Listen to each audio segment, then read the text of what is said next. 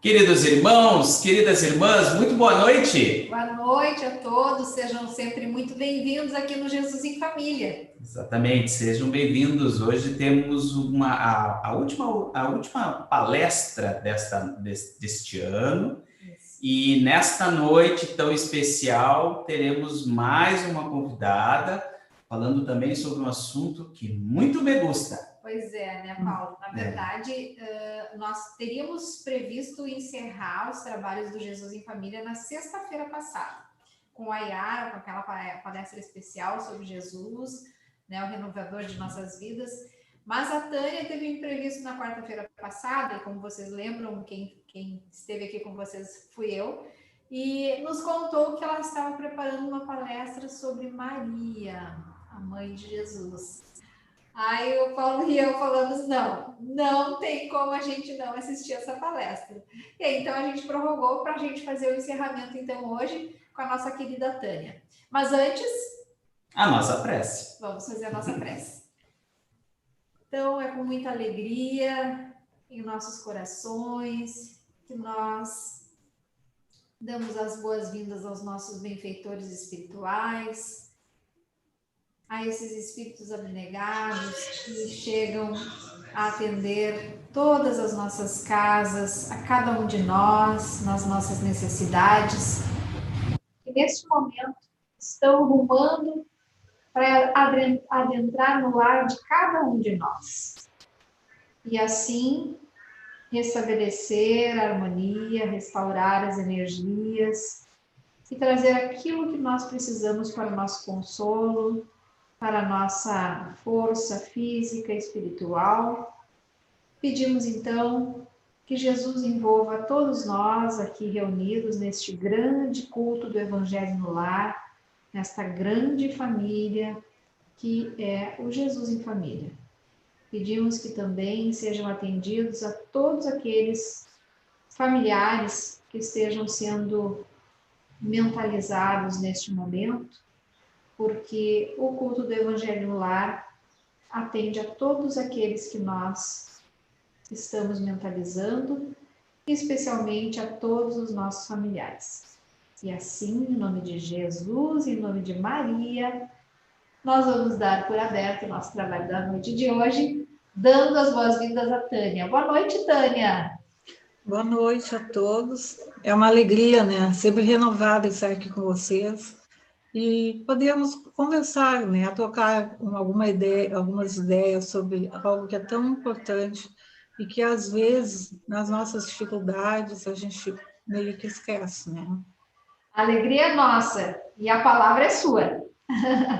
Fique à vontade. Então, nós havíamos pensado sobre um assunto, né, que falaríamos na semana passada.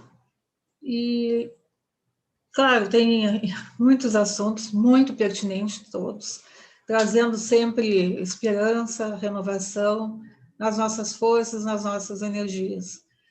Mas eu senti uma necessidade de alguma coisa assim que nos envolvesse, que nos ajudasse nesse momento tão difícil da humanidade. E eu me lembrei, então, de Maria de Nazaré, que eu acho que neste momento, todos nós que estamos chegando às vésperas de um ano novo, tendo passado por um ano muito difícil, com muitas situações bastante complicadas na vida de todos nós. Então, pensei assim, Maria há de trazer mais esperança, mais alegria, mais renovação para todos nós. E começando a pensar e a falar em Maria, eu, então, busquei no seu Filho amado, Jesus, o início do nosso trabalho. Na pergunta 625 do Livro dos Espíritos, Kardec pergunta: qual o tipo mais perfeito que Deus tem oferecido ao homem para ele servir de guia e modelo? E a resposta foi Jesus. Nós sabemos, então, que Jesus, que constitui o tipo de perfeição moral que a humanidade, o maior tipo de perfeição moral que a humanidade poderia aspirar na Terra, Ele foi o exemplo, o caminho, o nosso farol, é o nosso guia, e é a expressão mais pura da lei do Senhor, conforme os Espíritos dizem, porque sendo ele o mais puro de quantos têm aparecido na Terra, o Espírito Divino o animava. Então, nós vamos falar hoje da mãe de Jesus, da mãe do governador da Terra, da mãe deste Espírito sideral, que é o nosso caminho, que é a nossa verdade, que é a nossa vida. Então, como os irmãos podem bem imaginar, é uma tarefa bastante difícil. Mas nós vamos procurar trazer algumas notícias, trazer algumas anotações sobre 3 aspectos da vida de Maria. Primeiro, os antecedentes. Nós sabemos que Maria, na realidade, ela veio cumprir uma missão de ordem divina, que se iniciou muito antes do nascimento de Jesus. Emmanuel, na sua obra Caminho da Luz, nos diz que, nas vésperas do Senhor, o Cristo reúne as assembleias dos seus emissários. A Terra não podia perder a sua posição espiritual depois das grandes conquistas da filosofia ateniense e da família romana.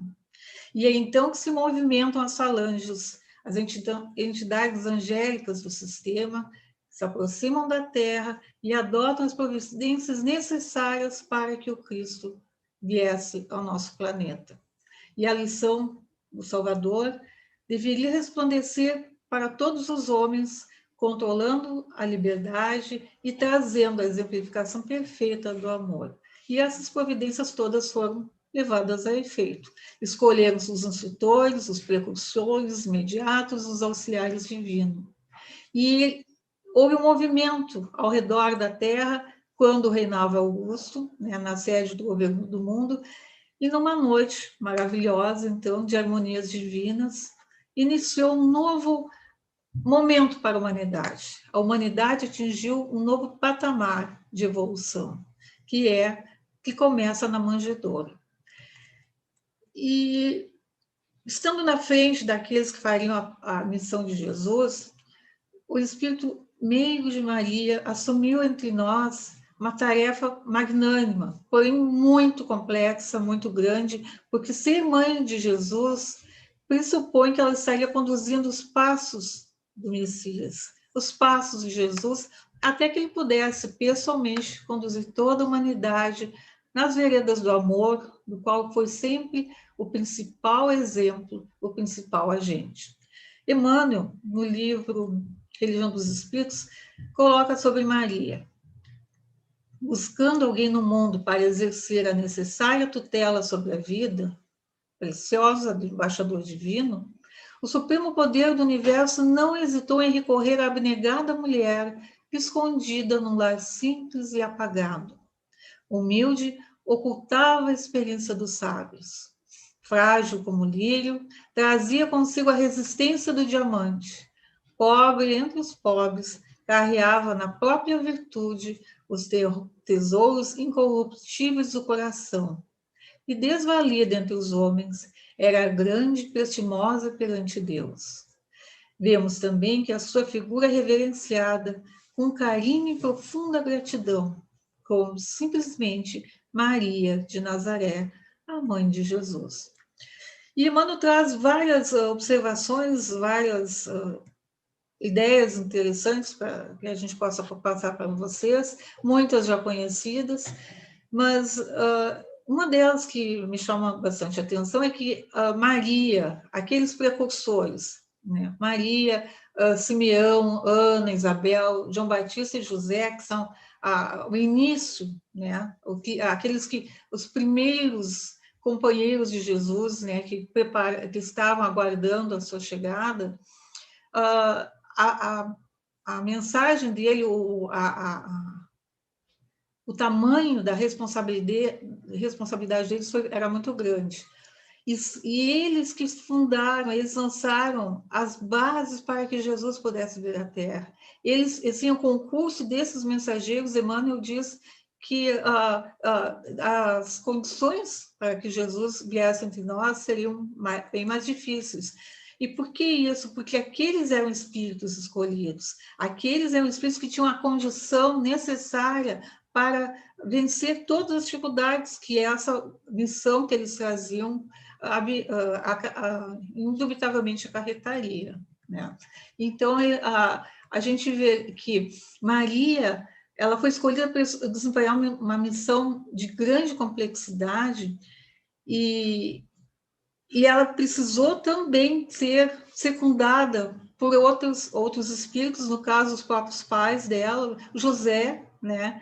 E, enfim, a prima Isabel, espíritos muito ligados, muito próximos a ela, que tinham condição de dar também para ela a sustentação da missão que ela trazia. Então, a gente pode aquilatar a extensão, né, da tarefa que Maria tinha. Nós sabemos que, dentro da doutrina, ela tem um papel para nós, ela representa uma entidade evoluidíssima, que há mais de 2000 anos já trazia uma evolução inimaginável para nós. Há 2000 anos ela já tinha elevadas virtudes e ela já veio desempenhar uma missão muito importante, recebendo nos seus braços o menino que iria se transformar no modelo de perfeição moral para a humanidade. Então, eu sempre volto nessa questão da complexidade e da dificuldade da tarefa de Maria. E o que a gente observa, assim, que em nenhum momento da vida de Maria nós vamos perceber algum tipo de revolta ou falta de resignação. Sempre Maria se colocou como a serva do Senhor, aquela que veio para que se cumprisse a sua vontade. E os arquivos do mundo espiritual nos trazem, então, muitas coisas interessantes. Nós sabemos pela mediunidade de Chico Xavier, de Giovanni Pereira, de Divaldo Franco, muitas notícias de Maria chegam até nós. E ela, como Emmanuel faz uma outra colocação no livro Pão Nosso, de que ela simboliza a terra de virtudes fartas. O mesmo não sucedeu aos apóstolos, que a cada passo necessitavam correr a ponte de lágrimas que escorriam do monturo das próprias fraquezas. Então, a gente vê assim que ela tem uma passagem de perfeito equilíbrio, de perfeita constância, de perfeita fidelidade a Jesus. E por isso ela se tornou, nós vamos ver mais adiante, esse modelo que ela é também de virtudes e de fé e esperança para todos nós aqui na Terra. Quando ela recebeu a notícia do Espírito Gabriel, que seria, né, a mãe de Jesus, tem uma anotação de Lucas muito bonita em que ela coloca o seguinte, essa anotação está no capítulo 1, versículo 46 e 55, e essa eu vou me dar a liberdade de ler para vocês. A minha alma engrandece o Senhor, e o meu espírito se alegra em Deus, meu Salvador, porque atentou na humildade de sua serva, pois eis que desde agora todas as gerações me chamarão bem-aventurada, porque me fez grandes coisas o poderoso, e santo é o seu nome. E a sua misericórdia é de geração em geração sobre os que o temem. Com seu braço agiu valorosamente, dissipou os soberbos no pensamento de seu coração. Depois dos tronos os poderosos e elevou os humildes. Encheu de bens os famintos, despediu os vazios e os ricos, e auxiliou a Israel, seu servo, recordando-se da sua misericórdia para com Abraão e sua posteridade para sempre. Então, como é que começa a vida de Maria? Quais são as notícias que nós temos? Existem algumas divergências. Nós sabemos que o nome Maria é de origem egípcio-hebraica e significa Senhora da Luz. E ela deve ter nascido, presumivelmente, entre o ano 18 e a 20 a.C., em Jerusalém ou em Séforis, na Galileia. Então, assim, as datações, né, são um pouco, né, tem alguma divergência, e inclusive o local de seu nascimento. Mas isso não é o que nós vamos nos ater. Porque Maria, com 14 anos, ela provavelmente se casou com José, que era um hábito comum na época. e ela viveu sempre desde a infância em Nazaré. Emmanuel traz, na carta em que ele escreveu a Tibério César, quando era um legado romano lá na Judéia, e ele traz uma carta falando de Jesus, mas existem duas linhas que falam de Maria, que nos traz assim como ela seria fisicamente. Falando de Jesus, ele diz que era o mais belo homem que se podia imaginar, muito semelhante à sua mãe, a qual é de uma rara beleza, não se tendo jamais visto por estas partes uma mulher tão bela. Então, ela trazia também, na forma física, a própria demonstração da situação espiritual que ela possuía, visto que ela não vinha em resgate, ela vinha em missão. E o Evangelho de Lucas nos faz várias referências a Maria, e é uma dos evangelhos mais ricos. Mais adiante eu vou retornar a esse ponto, porque daí a gente vai entender melhor. Mas ele se deteve a falar na aparição do Espírito Gabriel, né? A visita em que ela fez a prima Isabel, depois o nascimento de Jesus em Sebaria, em Belém, quando eles foram para o Egito, né, a chegada dos Reis Magos, quando eles foram para o Egito, para fugir à perseguição de Herodes, e depois retornando à Galileia, no templo, quando ela encontrou Simeão, né, e houve a profecia que Simeão fez, dizendo que uma espada transpassaria o coração dela, e depois no diálogo de Jesus com os doutores, também existem as anotações de Lucas, né, nas bodas de Caná, na crucificação. Nós temos sempre como referência, quando vamos falar de Maria, o livro Boa Nova, né, porque a Boa Nova, ela tem características especiais. Primeiro porque ela foi recolhida dos arquivos da espiritualidade. Então, ela traz a verdade, ela traz a vibração daquilo que a gente está lendo. Nós dificilmente deixamos de nos emocionar quando lemos a Boa Nova, porque nós sentimos a vibração de Jesus.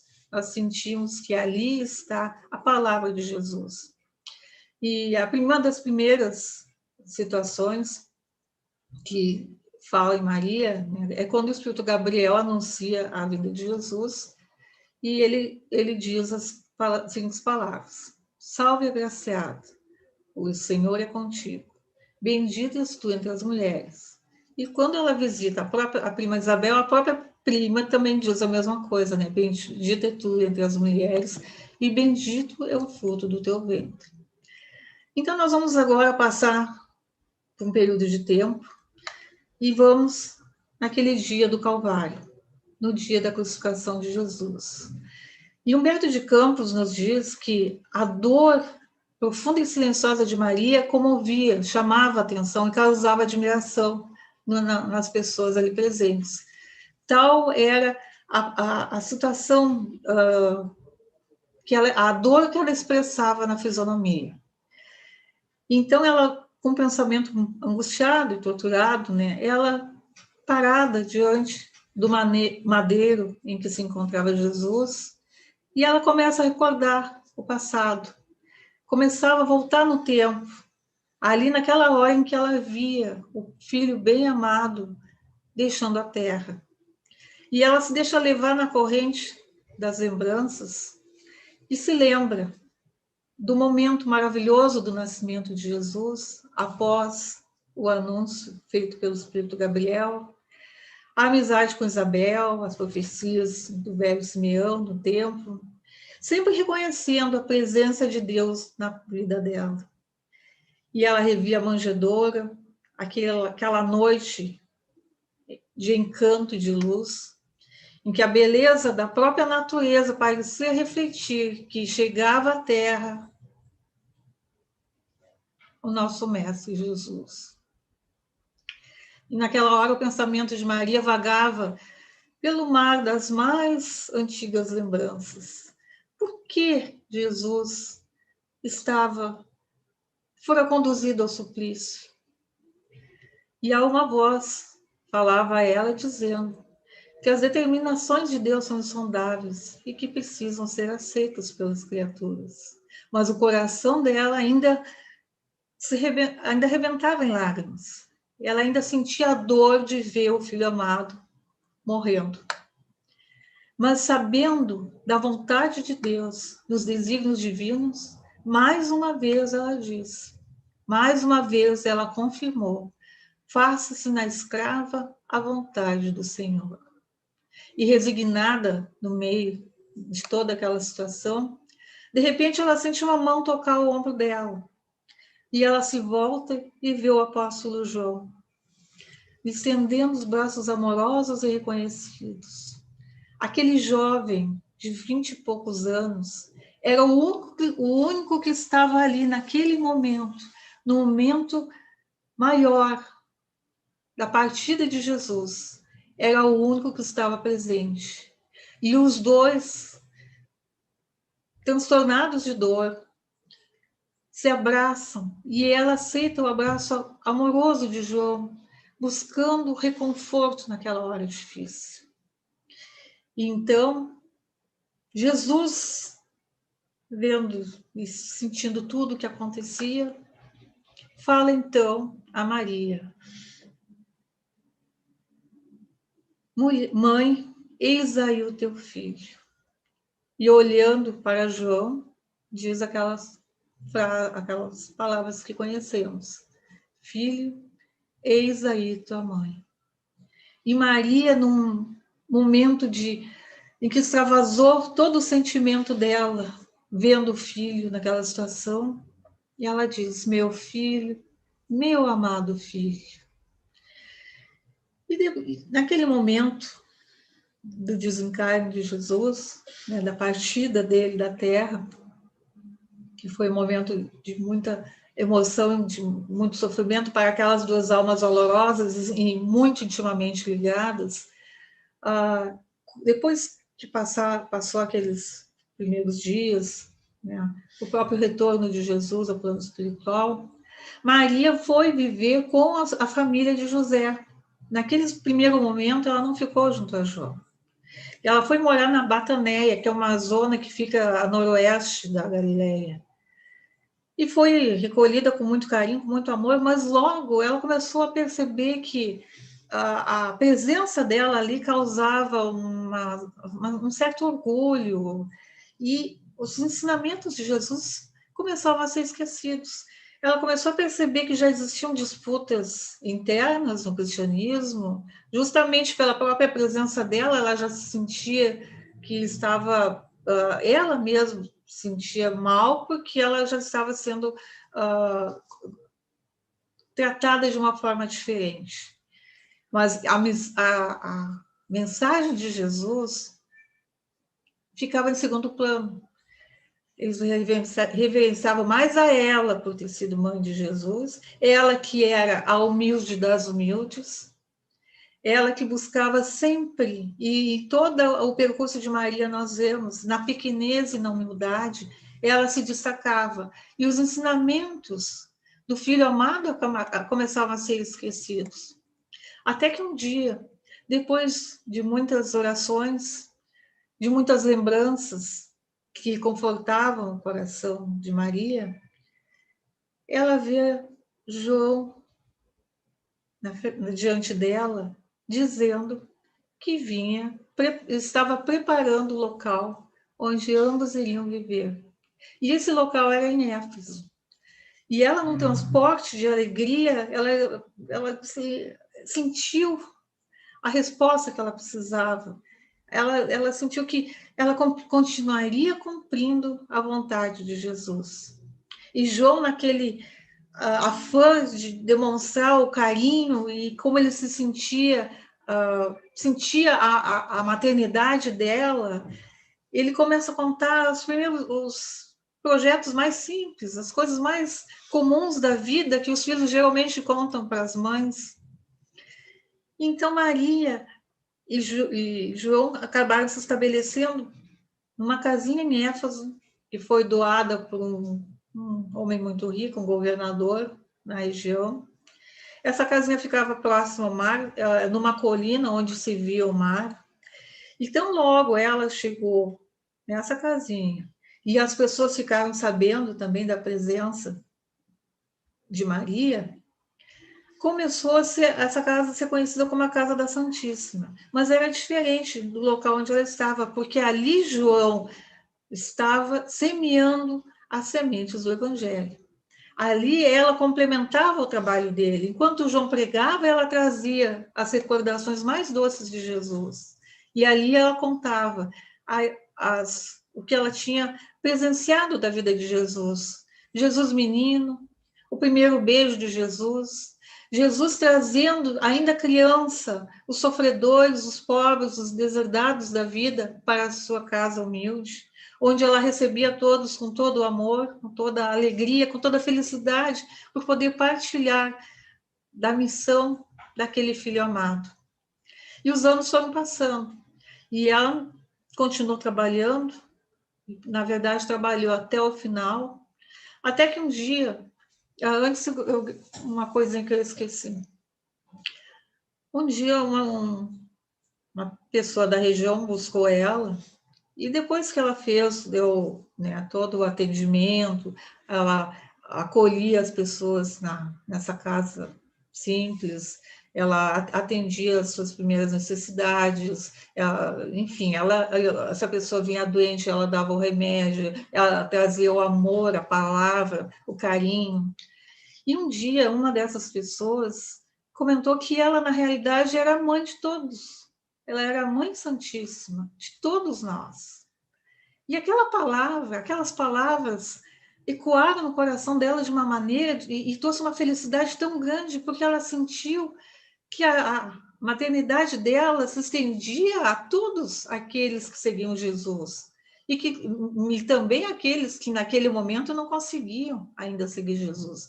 Mas ela sentiu que ela seria a mãe de toda a humanidade.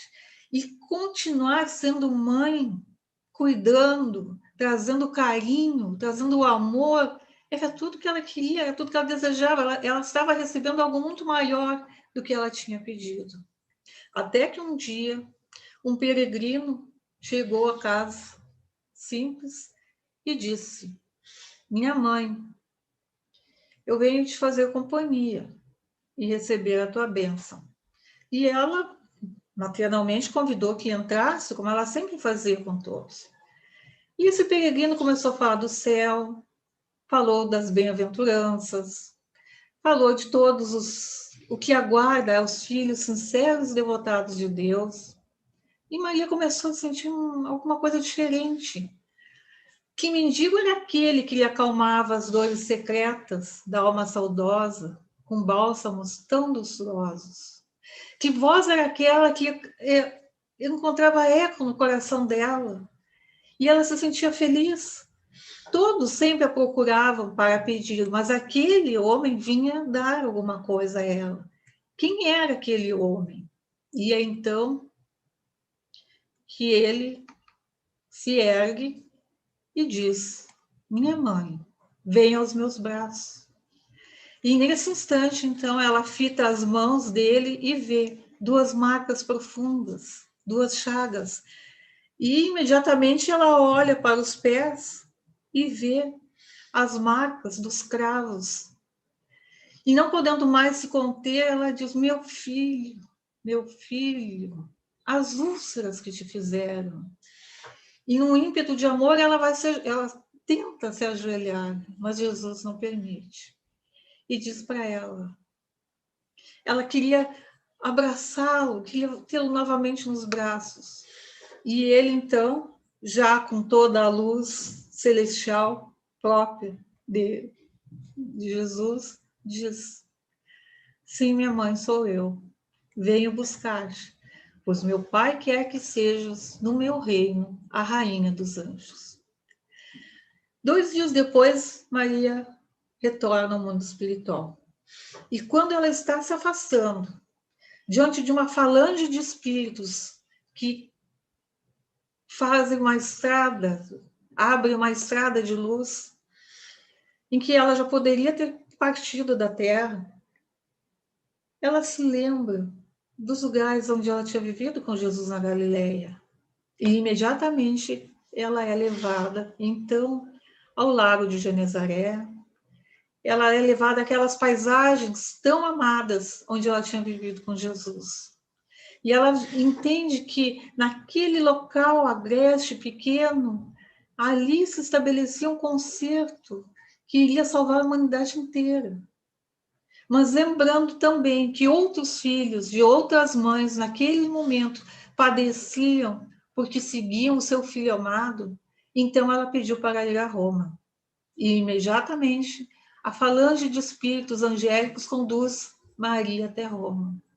E ela vai nas prisões do Esquilino, onde aquelas criaturas sofriam torturas atrozes. E naquela noite, aquelas pessoas se encontravam tristes, desalentadas, de ver tanto sofrimento. Não tinham perdido a fé no Senhor, mas sentiam que as forças já não eram as mesmas. E pressentindo que aqueles espíritos necessitavam dela, Maria vai de um a um fazendo uma prece, pedindo forças, pedindo coragem, falando de Jesus. E ela pensa, peço que eles sejam libertados, mas nós sabemos que os desígnios divinos têm o seu porquê. O que eu posso pedir, então? O que eu posso oferecer de meu para eles? E ela se lembrou da oração. Só que ela se aproximou de uma jovem muito abatida, muito emagrecida, muito pálida, e ali ela pede, minha filha, canta. E aí aquela moça, sem saber por quê, olhando o céu através das grades de uma janela, ela começa a cantar. E todos aqueles irmãos que eles encontravam sentem uma energia renovada e começam também a cantar. E aquela melodia invade o ambiente, transpassa as paredes, e aqueles espíritos então readquirem a força e a coragem que precisavam para confirmar o testemunho final no outro dia na arena. Tem uma narrativa no livro Paulo e Estevão, onde Emmanuel nos conta, que era um desejo de Paulo de Tarso visitar Éfeso para conhecer Maria. E tantas vezes João pediu que numa oportunidade ele foi, então, porque João queria que ele pregasse a palavra de Jesus, os ensinamentos de Jesus, mas ele queria ver Maria. E então, assim, conforme as palavras de Emmanuel, com delicadeza extrema, visitou a mãe de Jesus na sua casinha singela que dava para o mar. Impressionou-se fortemente com a humildade daquela mulher, simples e amorosa. E com as narrativas cariciosas, ele começou a conhecer a noite do nascimento do Mestre, ele começou a entrar mais na vida de Jesus, naquelas passagens mais íntimas que Maria podia registrar. E aquelas impressões ficaram gravadas para sempre na alma de Paulo. E ele prometeu voltar e voltou. Outras vezes, em uma das vezes, Maria, quando sabe que ele está chegando, ela mesma vai recebê-lo. Ela e João vão até a cidade recebê-lo, porque a casinha ficava afastada da cidade. Então, quando ela tem conhecimento de que Paulo de Tarso estava na cidade, ela mesma vai receber ele com muita alegria. E Paulo de Tarso prometeu ainda vir mais uma vez, que seria a terceira vez. Mas ele ficou preso 2 anos em Cesareia de Filipe. E pensando, né, lá onde ele escreveu, né, das cartas, ele se lembrou de falar com Lucas, pedindo que Lucas, então, voltasse a Éfeso e lá fizesse todas as anotações possíveis para que se tivesse uma biografia de Jesus. E foi o que Lucas fez. E é por isso que eu falei anteriormente. Lucas é o que tem maiores anotações sobre Maria, por quê? A pedido de Paulo. Porque Paulo queria que ficasse registrado os apontamentos de Maria.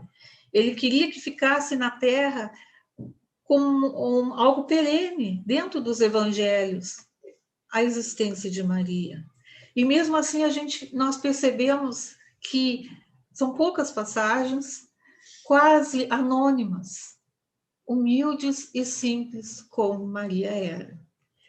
No plano espiritual, nós temos algumas informações, mas nos traz muita alegria até saber que existe a legião dos servos de Maria, que é chefiada, né, por Maria de Nazaré, e ela atende a humanidade com a mesma solicitude maternal que ela atendia aqueles que a buscavam naquela casinha simples de Éfeso.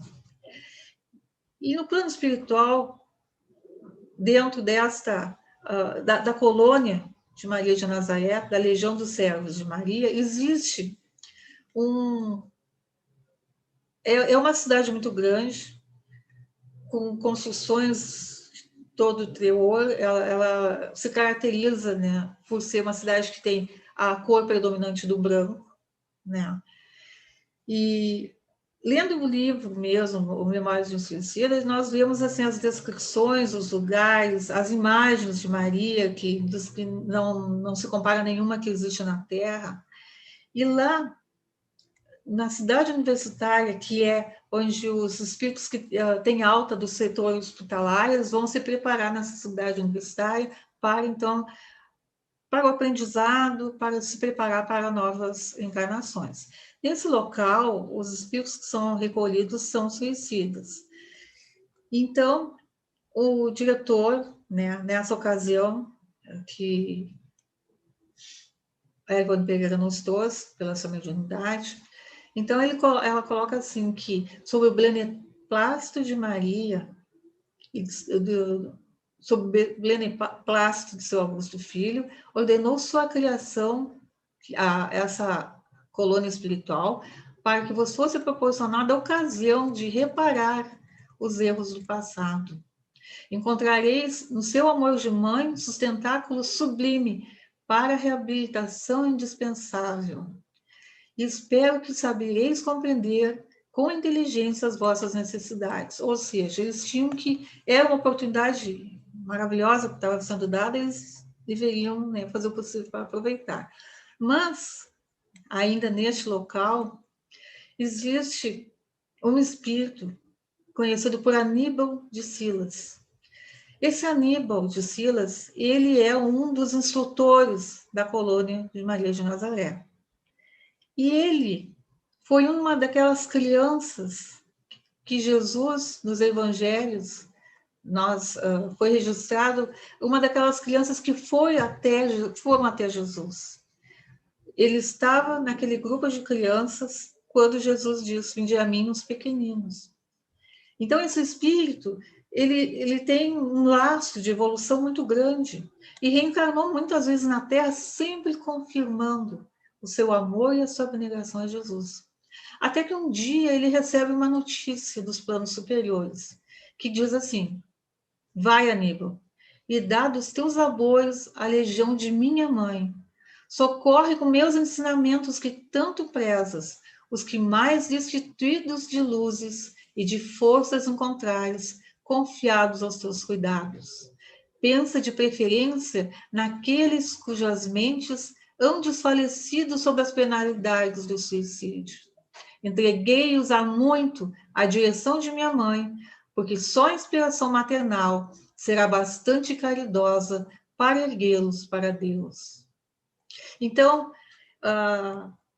o início da colônia, na realidade, de Maria de Nazaré, vem desta ordem de Jesus, que, autorizando Maria a criar essa instituição, né, coloca ela ainda nas mãos de Aníbal, esse espírito de grande evolução, e que veio e faz parte de todos os trabalhos que existem no plano espiritual em relação aos suicidas, que, como a gente sabe, é o amor de uma mãe que pode recuperá-los para que eles possam reencontrar o reequilíbrio.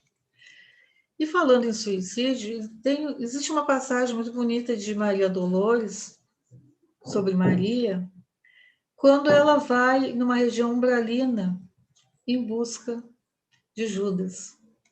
E lá ela o encontra cego, solitário, vagueando, abandonado, e ela chega e diz, com profundo amor que só ela poderia dizer: amo-te, filho meu, amo-te e quero ver-te de novo a vida, maravilhosamente revestida de paz, de luz, de fé e elevação.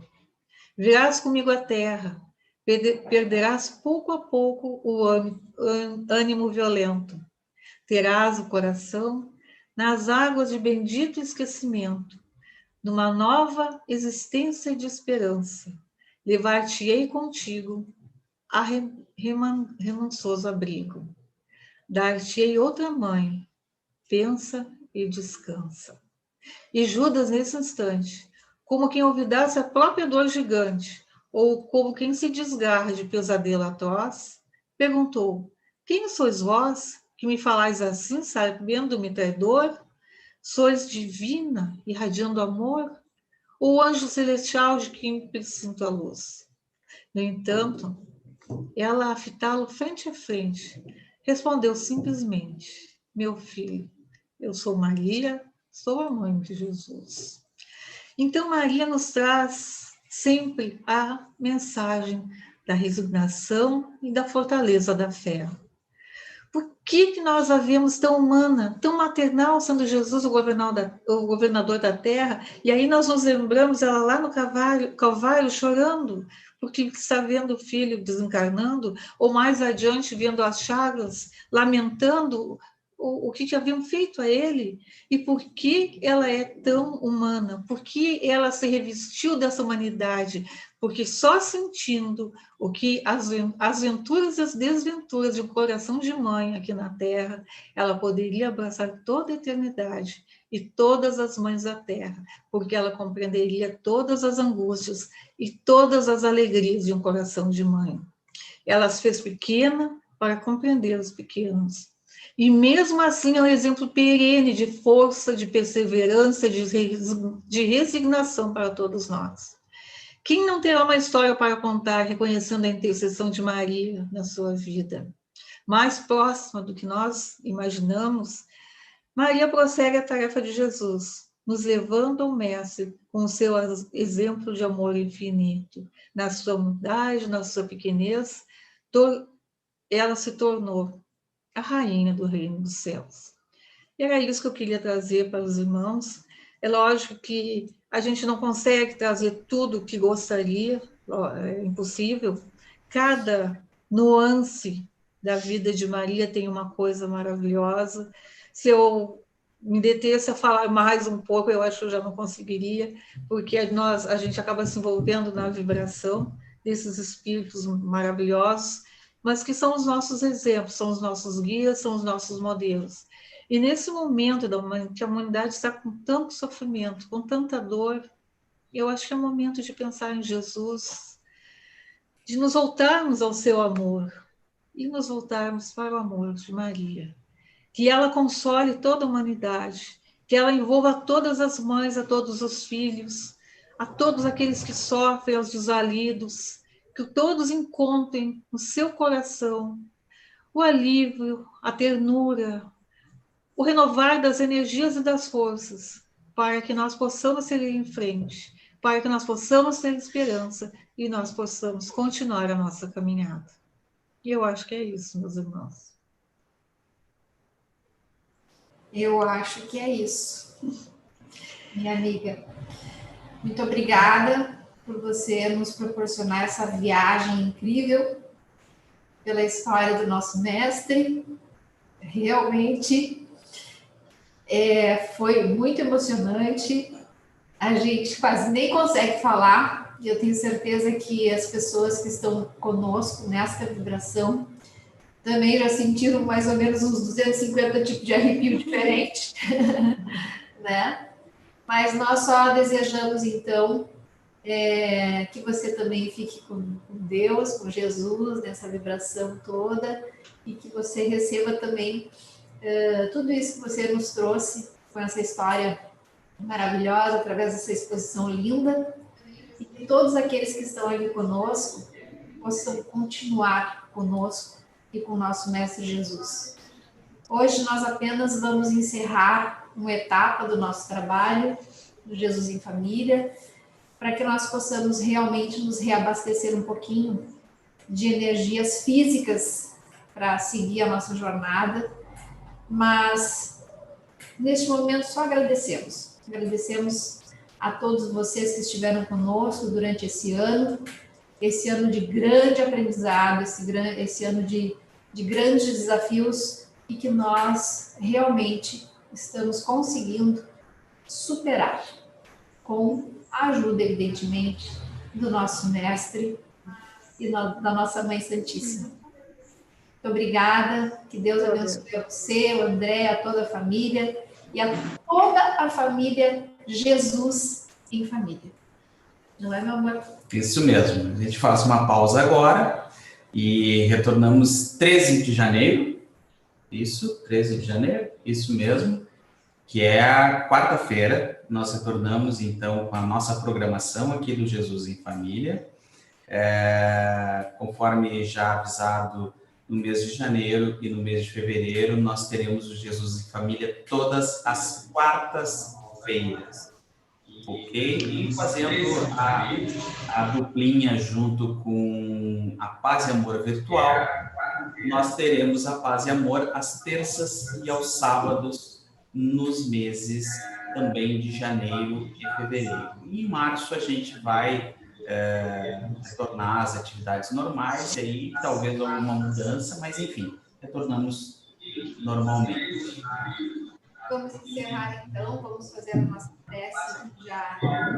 Seria dispensável por esse nosso encontro através da história de Jesus e Maria, mas mesmo assim, então, nós agradecemos, Mestre Jesus, pela grande oportunidade que nos dás por esta reunião virtual e esta ligação espiritual entre todos nós familiares aqui do Jesus em Família, unidos num só pensamento, numa só vibração, agradecendo por tudo que recebemos e pedindo humildemente que continuemos junto contigo, junto com esses espíritos benfeitores e que eles possam proteger, amparar, guiar a nós e a todos os nossos familiares.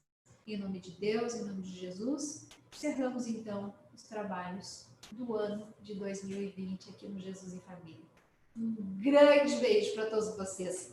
E um Feliz Natal. E Feliz Ano Novo! Isso, um Venha bom ano 2021! novo. E que amanhã, em prece, a gente possa comemorar o nascimento de Jesus em família, né?